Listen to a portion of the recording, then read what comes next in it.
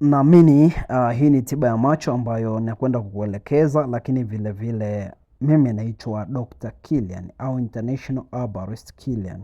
Kama ni mara yako ya kunifuatilia, basi hakikisha una share, lakini vile vile una save video hii. Kama kusaidia wewe, basi itamsaidia mtu mwingine. Unateseka na maradhi ya macho, umehangaika hospitali, umetumia dawa nyingi sana za maradhi ya macho, basi fuata njia hii ambayo nakwenda kukuelekeza. Kwa nini?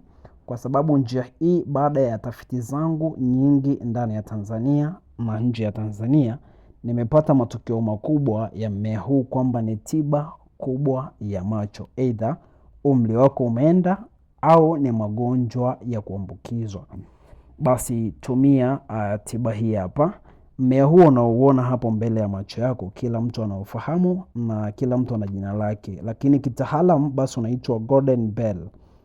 Mmea huu unakwenda kutibu maradhi ya macho, macho mekundu, macho yanayolia, kila aina ya macho. Nini unakifanya? Chukua mmea huu, matunda yake, chukua matunda yake, either yamewiva kwa wingi au yanaelekea kuiva. Basi tafuna kwa wingi matunda haya. Ninaamini kwa 99% unakwenda kutibu maradhi ya macho.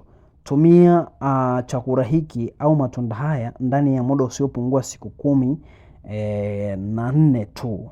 Then utanipa mrejesho kwa kile ambacho unahisi umeweza kukiona kupitia tiba zangu. Karibu, naitwa International Herbalist Kilian.